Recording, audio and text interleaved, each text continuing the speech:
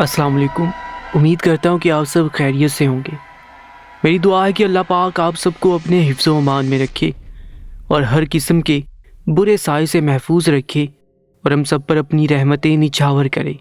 ये कहानी मुझे मेरी एक सब्सक्राइबर ने भेजी है, लेकिन उन्होंने मुझसे रिक्वेस्ट की है कि उनका असल नाम मेंशन ना किया जाए, इसलिए मैं उनका नाम छुपा रहा हूँ। ये कहानी उन्होंने मुझे व्हाट्सएप मैसेज के ज़रिए भेजी है।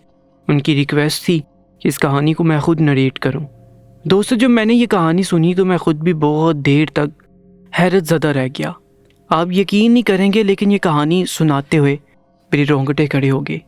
वो सब्सक्राइबर जिनका फर्जी नाम हम आमना रख लेते हैं, वो बहुत ज़्यादा खौफज़दा लग रही थी और सच बताऊं तो मैं ख़ुद भी कहानी सुनकर खौफज़दा हो गया था। दोस्तों, इस कहानी को मुकम्मल सुनिएगा और इस कहानी को सुनकर मुझे तो ऐसे लग रहा है कि आप में से बहुत से लोग इसे अपने साथ रिलेट भी कर सकेंगे। और मेरी आप सबसे रिक्वेस्ट है कि आप लोग स्टोरी को ऑनलाइन सुना करें, इसे डाउनलोड करके मत सुना करें, क्योंकि जब आप डाउनलोड करके स्टोरी को सुनते हैं तो वो व्यू काउंट नहीं होता। इसलिए आप लोग स्टोरी को ऑनलाइन सुना करें, इससे मेरा हौसला भी बढ़ता रहेगा और मैं आप सबके साथ ऐसी मज़ीद बहुत सारी स्टोरीज़ शेयर करता रहूँगा। तो दोस्तों, कहानी शुरू करते हैं। आमना बताती है कि ये 2 साल पहले की बात है। मई में उन्होंने सेकेंड ईयर के पेपर दिए और फिर अपनी पढ़ाई जारी रखने के लिए उन्होंने मुख्तलिफ़ यूनिवर्सिटीज़ देखना शुरू कर दी जहाँ पर वो एडमिशन ले सकें। इंटर में उन्होंने ICS किया था, तो आगे वो BSc करना चाहती थी। बहुत सारी यूनिवर्सिटीज़ को स्क्रॉल करने के बाद उनकी नज़र पंजाब यूनिवर्सिटी पर पड़ी। बाकी यूनिवर्सिटीज़ की निस्बतन ये यूनिवर्सिटी उन्हें इसलिए बेहतर लगी क्योंकि ये यूनिवर्सिटी लाहौर में है और लाहौर में ही उनकी एक बहन का ससुराल था। तो आमिना के माँ बाप भी इस बात पर मुतमिन थे कि अगर वो किसी दूसरे शहर पढ़ने जाती है तो वहाँ पर कोई ना कोई मौजूद हो जो ज़रूरत पड़ने पर आमिना के काम आ सके। आमिना बताती है कि उन्होंने अपना यूनिवर्सिटी का फॉर्म वगैरह फ़िल किया, एडमिशन हो गया, क्लासेस शुरू होने वाली थी। उन्होंने सारी पैकिंग मुकम्मल की। हॉस्टल में पहली बार आमिना को उसके माँ बाप छोड़ने आए थे। उन्होंने आमिना के साथ मिलकर उसका सामान वगैरह सेट करवाया। यूनिवर्सिटी का गर्ल्स हॉस्टल नंबर 7 का रूम नंबर 17 उन्हें मिला था। हॉस्टल में रूम तो कई तरह के थे, 1 बेड, 2 बेड, 5 बेड और 7 बेड। लेकिन ना ही वो अकेले रहना चाहती थी और ना ही वो ज़्यादा झंझट में रहना चाहती थी, इसलिए उन्होंने 2 बेड वाले रूम का इंतखाब किया था। आमना की मामा उसके साथ गई। उन्होंने हॉस्टल कमरे में उसका सारा सामान सेट वगैरह करवा दिया। फिर आमना के माँ बाप उससे मिलते हुए वापस अपने शहर की तरफ चले गए।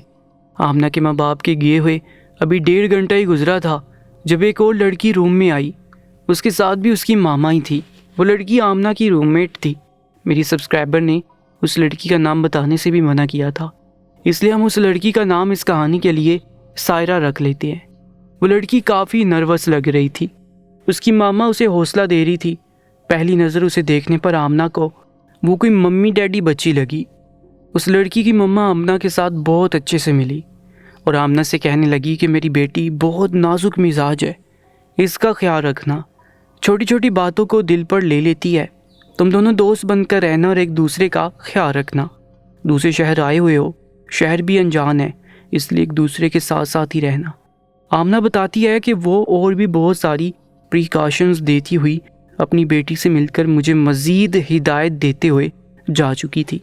जबकि वो जो लड़की थी सायरा, अपने मम्मा पापा के जाने के बाद वो तो ऐसे उदास होकर बैठ गई थी जैसे पता नहीं क्या हो गया है। जबकि मैं अपने हॉस्टल के पहले दिन के लिए बहुत ज़्यादा एक्साइटेड थी। वो अपने बेड पर मुंह बनाए बैठी हुई थी, जबकि मैंने उसे वहीं छोड़ा और ख़ुद हॉस्टल का टूर करने के लिए बाहर चली गई। मेस, ग्राउंड हॉल, वार्डन का ऑफिस, मैंने हर जगह का एक कंप्लीट टूर किया। इस पूरे टूर में मुझे तकरीबन घंटा लग गया था। घंटे के बाद जो मैं वापस आई तो वो लड़की अभी भी वैसी ही बैठी हुई थी। पहले तो मैंने उसे इग्नोर करने का सोचा, लेकिन फिर मैंने सोचा कि बेचारी अकेली है, परेशान हो रही होगी, तो मैंने उससे दोस्ती कर ली। हम दोनों की दोस्ती जल्दी हो गई।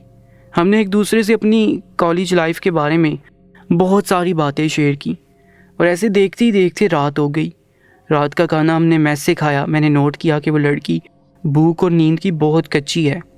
वापस आते साथ ही उसने रूम की लाइट्स बंद की और सोने के लिए लेट गई, जबकि मुझे अभी नींद नहीं आ रही थी क्योंकि जगह तब्दील हो चुकी थी, लेकिन अब मैं लाइट्स भी नहीं चला सकती थी क्योंकि वो लड़की अब गहरी नींद में सो चुकी थी।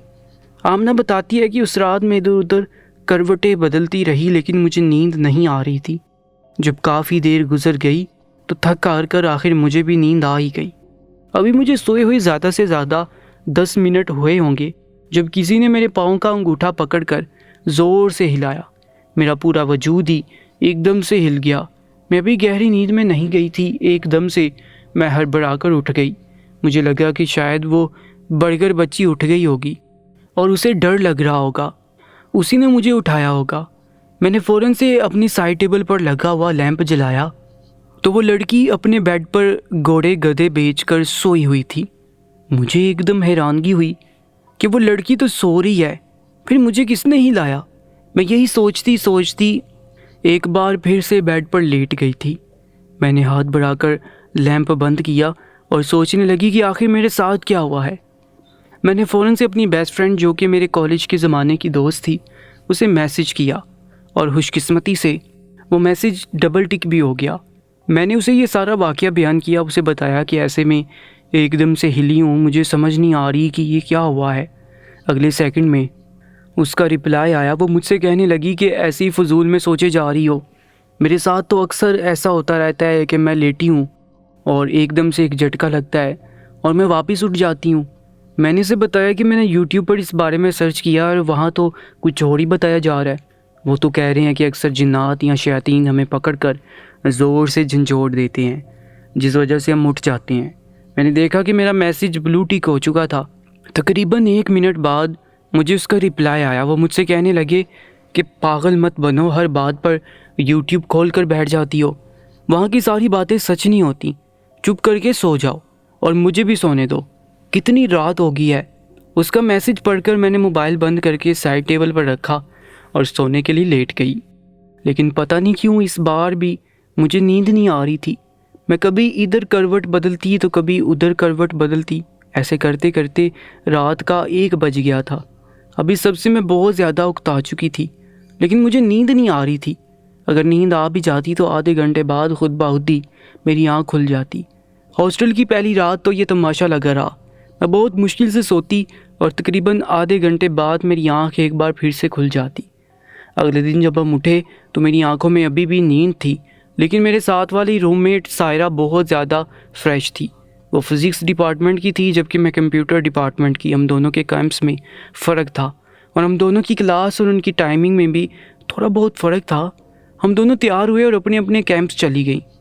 पहला दिन था, कोई ख़ास क्लासेस नहीं हुई थी, बस इंट्रोडक्शन ही दिया गया, जिसकी वजह से मैं जल्दी फ्री हो गई थी तो मैं हॉस्टल वापस चली गई। जैसे ही मैंने अपने कमरे का दरवाज़ा खोला तो कमरे की सारी लाइट्स और पंखा चल रहा था। मुझे लगा कि सायरा आ गई है, मगर रूम में ना तो उसका बैग था ना ही सायरा थी। मैंने वॉशरूम में भी चेक किया लेकिन वहाँ पर भी सायरा नहीं थी, जबकि मुझे अच्छे तरीके से याद था कि कमरे की लाइट्स और पंखा मैंने यूनिवर्सिटी जाते हुए खुद बंद किया था। तो वापसी पर ये लाइट पंखा चलता कैसे रह गया। फिर मुझे लगा कि शायद सायरा वापस आ गई हो और वो फिर बाहर चली गई हो और जाते हुए वो लाइट्स और पंखा खुला छोड़ गई हो, क्योंकि कमरे की चाबी तो सिर्फ मेरे और सायरा के पास थी और किसी और का कमरे में आना तो मुमकिन ही नहीं था। यही सोचते हुए मैंने अपना बैग वगैरह रखा और कपड़े चेंज करने चली गई। जब मैं वापस आई तो रूम में सायरा मौजूद थी। इससे पहले कि मैं उससे पूछती कि तुमने लाइट्स और पंखा चलाया हुआ है, उसके मोबाइल पे रिंगटोन हुई और वो मोबाइल उठाती हुई बाहर चली गई। जब वो वापस आई तो खाने का वक्त हो चुका था। मेस का टाइम बहुत ही मिनिमल होता था। इतनी देर में कोई आकर खाना ले लेता तो ठीक, वरना अपना इंतज़ाम खुद कर ले। हम जल्दी जल्दी में भागे भागे मेस गए और अपना खाना लिया। खाना वगैरह खाकर जब हम वापस कमरे में आए तो मुझे पंखे और लाइट्स वाली बात भूल चुकी थी। शाम को मैं फारिग बैठी टिकटॉक स्क्रॉल कर रही थी जब एकदम से मुझे पंखे और लाइट्स वाली बात याद आई। मैं फ़ौरन से सायरा की तरफ पलटी। वो कोई ड्रामा देख रही थी। मैंने उसे बुलाया और उससे पूछा कि तुम मेरे आने से पहले वापस आ गई थी। तो वो कहने लगी, नहीं, मैं तो तब वापस आई थी जब तुम वॉशरूम में थी। क्यों, क्या कुछ हुआ है? तो मैंने उससे कहा कि जब मैं वापस आई तो कमरे की सारी लाइट्स और पंखा चल रहा था, जबकि हम दोनों तो इकट्ठे सुबह निकले थे और लाइट्स मैंने खुद बंद की थी, तो वो कहने लगी कि ऐसा कैसे हो सकता है, मैंने खुद भी देखा था, जब तूने लाइट्स बंद की थी फिर लाइट चल कैसे सकती है, रूम की चाबी तो सिर्फ मेरे और तुम्हारे पास ही है। मैंने उससे बोला कि हाँ मैं भी यही सोच रही थी, पर मुझे लगा कि शायद तुम पहले आ गई हो। वो कहने लगी नहीं, मैं तो तुम्हारे सामने बाद में आई हूँ, ये कैसे हो सकता है। फिर वो खुद ही सोच कर कहने लगी कि क्या पता हमारे रूम की सफाई करने के लिए कोई आया हो, और जाता हुआ लाइट्स और पंखा चलता छोड़ गया। आमना बताती है कि मुझे उसकी बात सुनकर सेटिस्फिकेशन तो नहीं हुई, लेकिन फिर मैंने कहा कि छोड़ो, मेरा क्या लेना देना, और मैं वापस से टिकटॉक स्क्रॉल करने लगा। उस रात भी सायरा लेटते साथ ही सो चुकी थी, लेकिन मुझे नींद नहीं आ रही थी। मैं आंखें बंद करके लेटी हुई थी जब एकदम से मुझे दरवाज़ा खुलने की आवाज़ सुनाई दी। मैं फ़ौरन से उठकर बैठ गई, जल्दी जल्दी से लैंप ऑन किया। जब देखा तो कमरे का दरवाज़ा तो बंद था। मैं फ़ौरन से उठकर दरवाजे के पास गई और चेक किया तो दरवाज़ा अंदर से लॉक था। उस टाइम मैं बहुत ज़्यादा डर गई। मैं फ़ौरन से सायरा के बेड के पास गई और उसे ज़ोर ज़ोर से झंझोड़ कर उठाने लगी। मेरे इस तरह उठाने पर वो एकदम से डर कर उठ गई। मुझसे कहने लगी कि क्या हुआ है। मैंने उसे बताया कि कल रात भी जब मैं सो रही थी तो किसी ने मुझे पकड़कर ज़ोर से झंझोड़ा था। दोपहर को जब यूनिवर्सिटी से वापस आई तो कमरे की सारी लाइट्स चल रही थी और अब मुझे ऐसा लगा है जैसे किसी ने कमरे का दरवाज़ा खोला हो। मैं ये बात बताते हुए भूल गई थी कि वो एक बर्गर बच्ची है। मेरी बात सुनकर वो एकदम से खौफजदा होगी और इसी खौफ में रोने लगी। मैं पहले ही खौफजदा थी, उसे रोता हुआ देखकर मेरा खौफ एकदम से उड़न छू हो गया और मैं उसे चुप करवाने लगी, उसे हौसला देने लगी कि क्या पता ये सारा कुछ मेरा वहम हो, जबकि मैं खुद जानती थी कि उनमें से कोई भी बात मेरा वहम नहीं है। मैं काफ़ी देर उसको चुप करवाती रही। कुछ ही देर बाद वो वापस से सो चुकी थी। इस बार हमने लैंप को बंद नहीं किया क्योंकि वो बहुत ज़्यादा डर चुकी थी, जबकि मैं अपने बेड पे आकर लेट चुकी थी। लेकिन आज भी मुझसे सोया नहीं जा रहा था। मैं सोने की कोशिश करती तो मुझे ऐसे लगता कि कोई मुझे देख रहा है। बार बार मुझे यूँ महसूस हो रहा था कि कमरे में हम दोनों के अलावा कोई तीसरा भी मौजूद है, और ये सारी चीज़ें मेरे दिमाग पर बुरी तरह से असरअंदाज हो रही थी। इन्हीं सोचों की वजह से मेरा दिमाग आहिस्ता आहिस्ता सुन्न होता गया और मैं सो गई। सुबह मुझे सायरा ने उठाया और हैरान रह गई कि मैं तो इतनी कच्ची नींद की मालिक हूँ।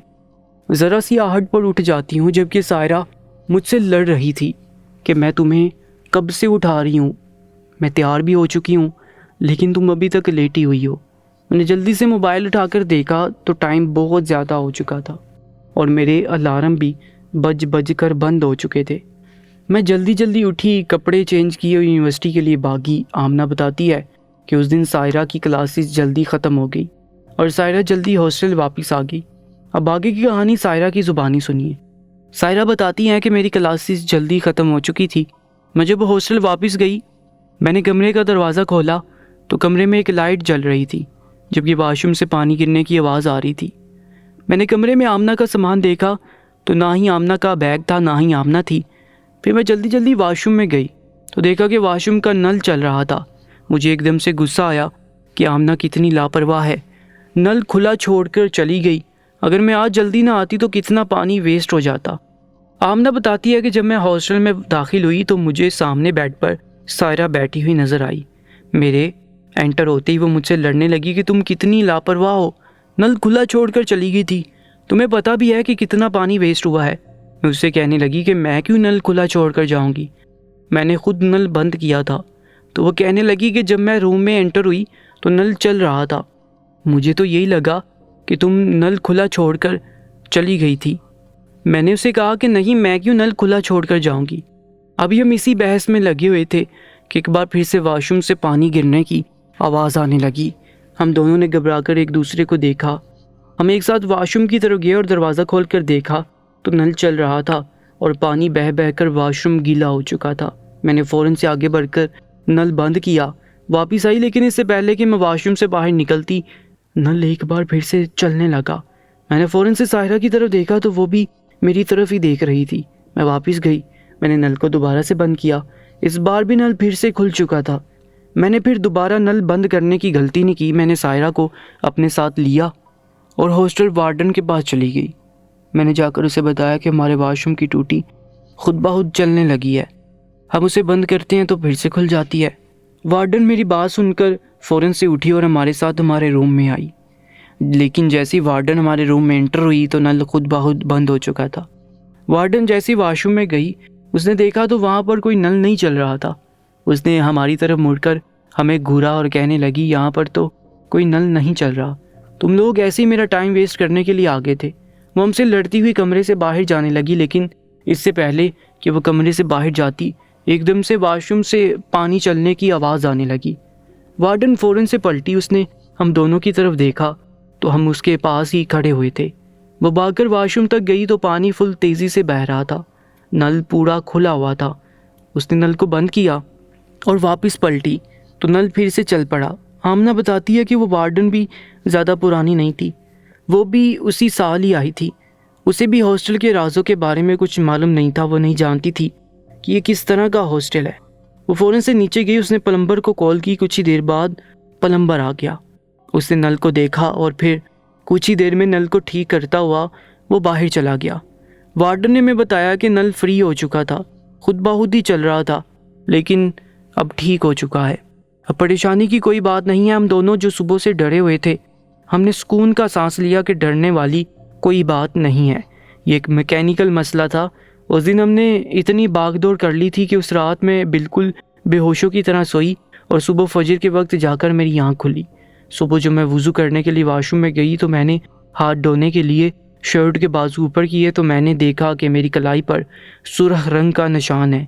मैंने हाथ से उस निशान को मिटाने की कोशिश की, लेकिन वो परमानेंट था। मैं अपने हाथ को ज़ोर ज़ोर से उस निशान पर रगड़ने लगी, लेकिन वो निशान ऐसा था जैसे वहाँ निशान पड़ चुका हो। मुझे लगा कि शायद मैं एक करवट पर सोई रही हूँ, इसी वजह से यहाँ पर निशान पड़ गया।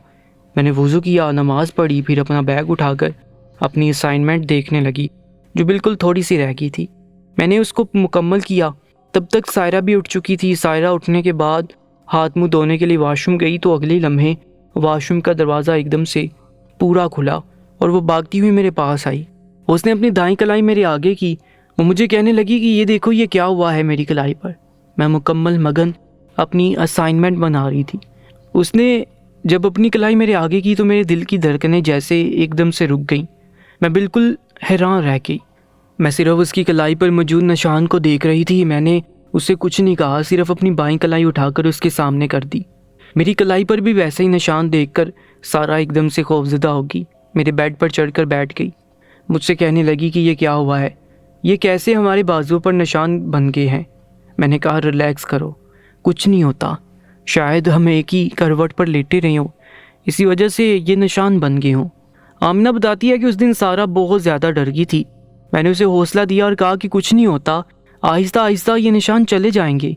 हम दोनों ने उस दिन ये फैसला किया कि हम अकेले हॉस्टल के कमरे में नहीं जाएंगे, बल्कि दोनों इकट्ठे ही यूनिवर्सिटी से वापस आया करेंगी, इकट्ठे ही रूम में जाएंगी, इकट्ठे ही निकलेंगी, क्योंकि हमारे साथ इस कमरे में ये वाक़यात बहुत ज़्यादा होने लगे थे। हम दोनों बहुत ही ज़्यादा डर चुकी थी। उस दिन जब हम हॉस्टल में वापस आए तो सायरा अपने लैपटॉप पर कोई ड्रामा लगाकर बैठ गई, जबकि मेरी कबर्ड बहुत ज़्यादा मैसी हुई थी। इसलिए मैंने अपनी कबर्ड को सही करने लगी। मैंने लॉन्ड्री के लिए निकाले गए कपड़ों को एक साइड पर बाहर रखा और बाकी कपड़ों की तह लगाई, एक साइड पर पड़ी कुर्सी पर रखने लगी।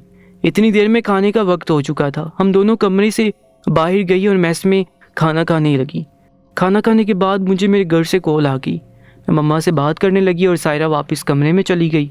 जब मैं कमरे में गई तो वहाँ मेरे कपड़े अलमारी से बाहर पड़े हुए थे, जबकि सायरा खड़ी एक सूट को इस्त्री कर रही थी। मुझे एकदम गुस्सा आया कि सायरा बिना इजाज़त के मेरी अलमारी को कैसे खोल सकती है। मैं उससे लड़ने लगी थी कि तुमने मेरी अलमारी मेरी इजाज़त के बगैर क्यों खोली। अगर तुम्हें कोई शर्ट चाहिए थी तो मुझसे कहती। ऐसे बिना इजाज़त किसी की चीज़ों को इस्तेमाल करना बहुत गैर अखलाकी हरकत है। मगर वो मुझसे कहने लगी कि आमना, तुमने खुद ही तो थोड़ी देर पहले अपनी अलमारी को खोला था और तुम अपने कपड़े तय लगा रही थी। आमना बताती है कि उसे बिल्कुल भी याद नहीं था कि वो कबर्ड उसने खुद खोली थी। मैं उस वक्त उससे झगड़ रही थी, जबकि वो मुझे मनाने की कोशिश कर रही थी कि वो कबर्ड मैंने खुद ही खोली थी। बहरहाल मैंने उसकी कोई बात नहीं मानी और उससे लड़ झगड़ कर अपनी कबर्ड बंद करके बेड पर जाकर बैठ गई। उसी वक्त नया नया दौर चला था स्नैपचैट पर स्ट्रेक्स बनाने का। सायरा भी मेरे साथ स्ट्रेक्स पर ऐड थी। दूसरी लड़कियों की स्ट्रेक खोलते खोलते जब मैंने सायरा की स्ट्रेक खोली तो वो घंटे पहले की स्ट्रीक थी जिसमें मैं सायरा के बेड पर लैपटॉप पड़ा था, उस पर मूवी चल रही थी, जबकि उस लैपटॉप के बैकग्राउंड में मैं खड़ी अपनी वार्डरोब से कपड़े निकाल रही थी। आमना बताती है कि जब मैंने वो देखा तो एकदम से मेरा पूरा जिस्म ठंडा हो गया। मेरे हाथ में पकड़ा हुआ मोबाइल एकदम से कांप गया। मैंने गर्दन घुमाकर अपने साथ वाले बेड पर बैठी हुई सायरा को देखा, जो उस वक्त बहुत उदास लग रही थी, शायद मेरे लड़ने की वजह से। मैंने उससे माफ़ी मांगी। हम दोनों ने फ़ौरन पलट कर देखा तो कमरे का दरवाज़ा आधा खुला हुआ था, जबकि मैं और आमना तो अब सोने वाले थे। हमने रूम को लॉक किया हुआ था, तो रूम का दरवाज़ा का खुलना कोई आम बात नहीं थी। हमने फ़ौरन एक दूसरे की तरफ देखा और हम भागकर रूम से बाहर गए। कॉरिडोर पूरा सुनसान था। मेरा पूरा जिस्म बिल्कुल ठंडा पड़ चुका था, मुझे पसीना आ रहा था। हम एक एक करते हुए हर रूम में जाने लगे, उनसे पूछने लगे कि हमारे साथ ऐसे ऐसे वाक़यात पेश आए हैं, क्या इनमें से कोई जानता है इसके पीछे क्या है। क्योंकि हमने हॉस्टल्स में रैगिंग के बारे में सुन रखा था, लेकिन उनमें से हर लड़की हमारी बात सुनकर बिल्कुल खामोश हो जाती। एक सीनियर लड़की थी, उसके एमफिल का लास्ट सेमेस्टर चल रहा था। जब हमने इन तमाम वाक़यात को बताया तो वो पसीने से शराबूर होगी। आमना कहती है कि उस लड़की ने फिर जो कुछ हमें बताया वो बहुत ज़्यादा डरावना था। जिस कमरे में हम रुके थे उस कमरे में कुछ साल पहले 2 लड़कियां आई थीं। वो लड़कियां बहुत पक्की सहेलियां थीं। वो कॉलेज में साथ ही पढ़ी थी, लेकिन उनमें से एक लड़की बहुत ज़्यादा अमीर थी, दूसरी मिडिल क्लास थी। जो दूसरी लड़की थी, जो मिडिल क्लास थी, उसका किसी बात पर अमीर लड़की से झगड़ा हुआ। वो शायद शुरू से ही उस लड़की से हसद करती थी। झगड़ा आहिस्ता आहिस्ता बढ़ता गया और ये बात पूरे हॉस्टल में फैल गई कि इन दोनों दोस्तों के दरमियान झगड़ा हुआ है। हॉस्टल में मौजूद कुछ लड़कियों उन्होंने मज़ीद भड़का दिया और इस झगड़े की आग आहिस्ता आहिस्ता तेज़ होती गई। यहाँ तक कि जो मिडिल क्लास लड़की थी उसने रात के अंधेरे में अमीर लड़की की कलाई को काट दिया और इस सारे मंजर को इस तरह पेश किया जैसे उस लड़की ने खुदकुशी की हो। लेकिन जब यह मामला पुलिस तक पहुंचा, सारे सबूतों और अदालत की कार्रवाइयों के बाद जब सच सामने आया तो उस लड़की को उम्र कैद सुना दी गई। उस लड़की को तो जेल होगी, लेकिन इसके बाद जितनी भी लड़कियां उस रूम में रहती हैं उनके साथ बहुत ज़्यादा अजीबोगरीब वाक़यात पेश आते हैं। शायद वो लड़की बाकी लड़कियों की भी कलाइयों पर वैसे ही निशान देखना चाहती है जैसे कि उसकी दोस्त ने उसकी कलाई पर डाले थे। आमना बताती है कि उसके आगे हमसे सुना भी नहीं गया। हम फ़ौरन से अपने कमरे में गए, अपने अपने घर कॉल करके ये सारी बात बताई। अगले दिन हमने अपना सामान पैक किया और हॉस्टल छोड़कर आ गए। सच बताऊं तो जिस अंदाज में वो लड़की यह कहानी सुना रही थी वो बहुत ही खौफज़दा था। मेरी दुआ है कि अल्लाह हर किसी को अपनी पनाह में रखे। अगर आप में से भी कोई अपनी कहानी को चैनल पर लगवाना चाहता है तो डिस्क्रिप्शन में दिए गए नंबर पर सेंड कर दीजिए, लिख कर या वॉइस मैसेज में, जिस तरह आपको बेहतर लगे। खुदा हाफिज़।